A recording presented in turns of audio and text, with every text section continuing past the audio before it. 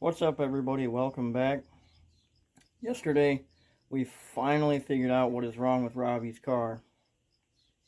And because I haven't been myself, really since Danielle passed away, that it took me a lot longer to figure out what was wrong with this thing than it really should have.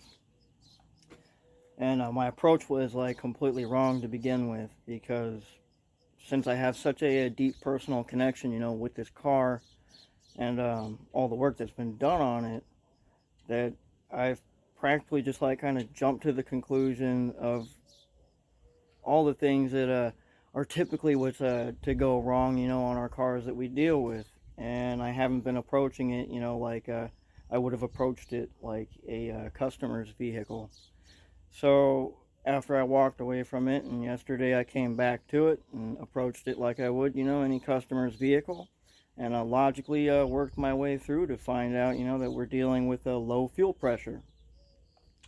And at the end of the video, I told you guys that the test results that we got, showed that we have a weak, fuel pump.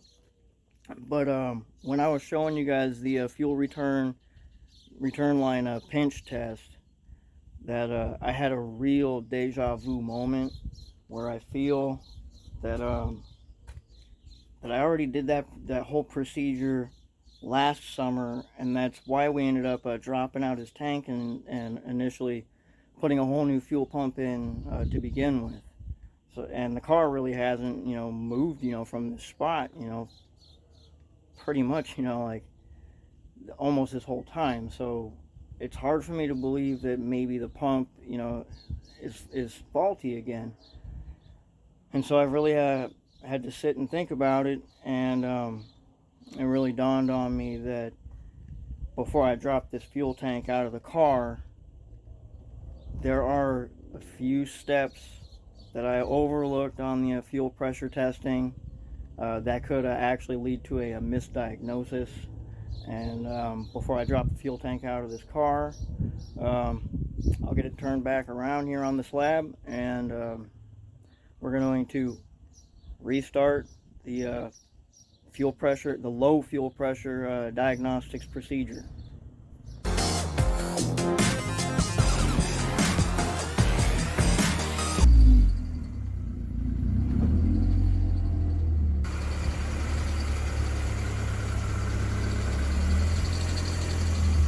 Alright, so we've got a fuel gauge hooked up to our fuel rail port, and we know that we have low fuel pressure when the engine is running, and we need to now figure out why we have low fuel pressure. And yesterday I jumped straight into testing the fuel pressure regulator, but because we're already starting off with low fuel pressure, I forgot that we need to start off with checking out to make sure that our fuel pump itself there in the tank is actually operating properly. And then we need to, after that, check and make sure that we're getting adequate fuel supplied from the pump and up here to our fuel rail. If we don't have those two things, operating properly, we're going to get low pressure readings over here, and any test that we do to our fuel pressure regulator is going to give us faulty results. So first thing that we're going to want to do is we're going to pull out our multimeter tester, and we're going to test to make sure that our fuel pump is getting the proper voltage supplied to its power wire from the main relay. If it's not getting the proper voltage, then the pump is not going to be operating properly, and that could possibly be one issue. I've got the car fired up, and what we want to do to start off with is we want to check to see what kind of voltage our alternator is putting up, here into our electrical system, to give us a baseline reading for the voltage that we should end up seeing at the fuel pump, which it should be the same as what we're seeing, here at the battery once the alternator here is running. And we've got our multimeter here sitting ready to go.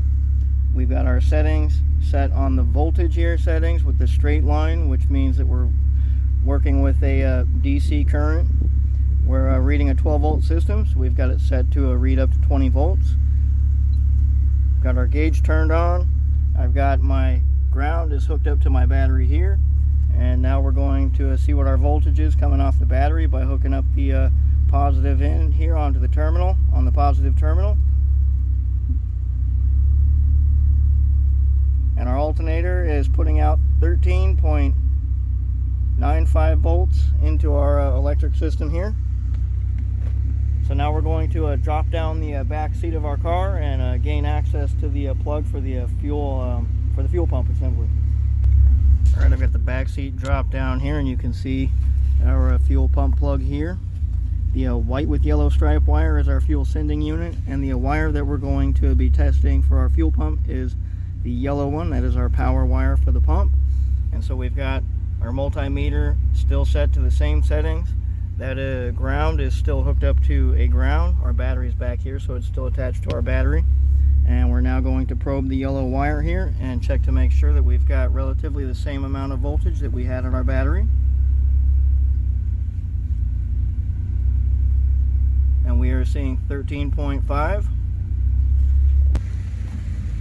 All right, so we're seeing, you know, above 13 volts, you know, which we should be seeing because our alternator is working, and that means we're getting the proper voltage there to our pump. So we know we're getting proper voltage. Next thing we need to knock off the list is to make sure that we don't have any kind of blockage in our line that's running between the pump and up to the fuel rail. All right, so if you guys had a lower reading, you know, than what you should have been seeing there at the battery, you're now going to want to trace that wire between the plug and all the way to your main relay to make sure you don't have any problem with that wire or the connectors. And then if you don't find anything wrong with that wire, then you're going to need to diagnose if you've got a problem going on with your main relay. Now, we've seen the proper voltage that we needed to be seeing going to our fuel pump, and so it's pretty safe to kind of assume that our pump should be operating to its full potential. And the next thing that we need to do before we can test our fuel pressure regulator is we need to make sure that we don't have any restrictions in our main line feeding the fuel between the fuel pump and here up to the motor.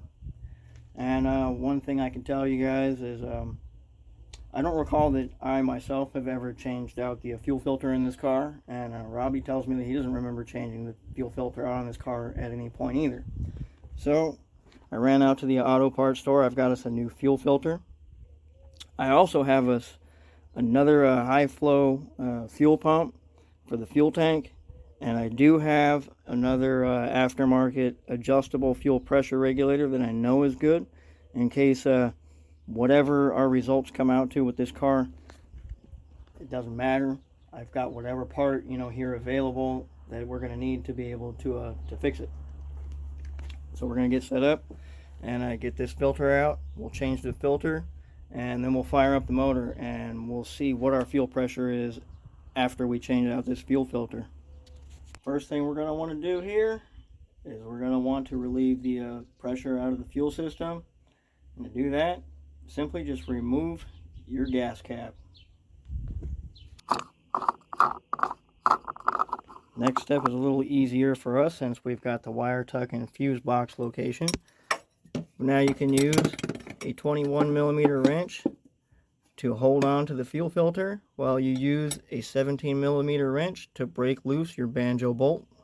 To get the next line off, you use a 19mm to hold your filter, and use your 14 to break loose the fuel line nut. Then we'll remove the 10mm nut here on the fuel line bracket attached to our firewall here. That way we can then move our fuel line away from the fuel filter.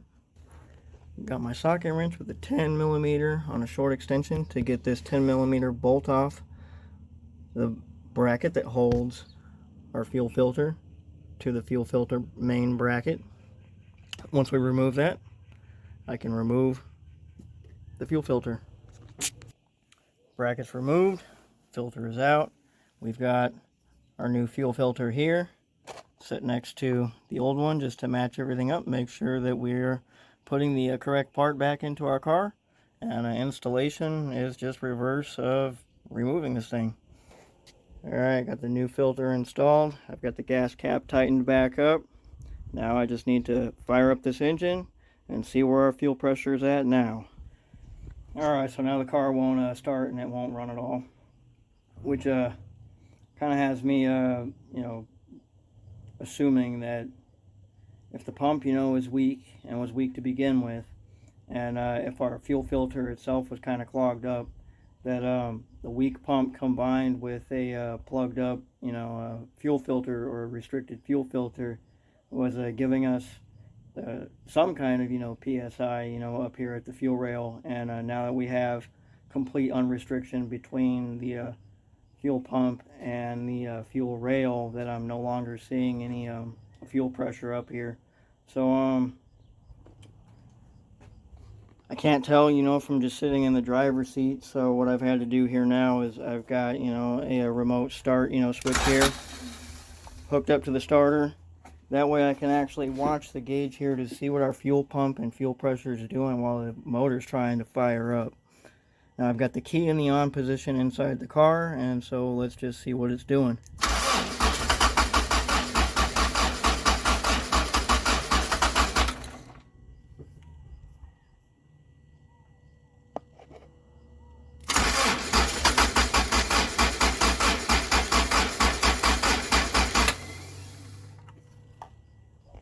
Alright, so we pretty much have like absolutely no fuel pressure now whatsoever, which now we need to figure out if that's going to be caused by our pump or if that's a faulty regulator. And it's going to be a little bit trickier to establish whether or not this is at fault or if it's the pump that's at fault, because now we have no fuel pressure at all, and the motor no longer wants to run, so we can't do the standard tests that we did yesterday, with it running. So all I can really do to try to see if the fuel pressure regulator has given out on us is I'm going to have to take a pair of locking pliers, and then I'm going to pinch the return line shut, again, like we did in the video yesterday. And what that's going to do is that's going to kind of act, just like, what the fuel regulator does, and that's going to be restricting, the flow of fuel going back to the fuel tank. And if our pump is operating, theoretically, I assume, that we should see more pressure build up than what we were just getting. And if we don't see any kind of pressure rise after that, then we know for a fact that we need to drop out the fuel tank out of the car and make sure that we're not dealing with a split hose or just a faulty pump. And well, after pinching the fuel line shut and cycling the key on and off, a few times, and looking at the fuel pressure gauge, it didn't really build up much pressure, in the slightest bit, so this leads me to believe that I need to turn this car back around and get this fuel tank dropped out. Alright, you guys have already seen me drop the tank, out of this car before, this video here. So I don't feel that I really need to show you guys, me dropping the fuel tank out of this car again. So I'll just go ahead and we'll come back to when I get this fuel tank out, and we'll pull the pump out for the inspection on the pump. Thank you all for watching. Thank you everybody for being a part of the team here. If you're new to the channel here and you're not part of the team yet, please do us a huge favor and help us grow this channel larger by hitting that subscribe button below. Like these videos, share these videos, drop some comments. Until next time, guys, peace out.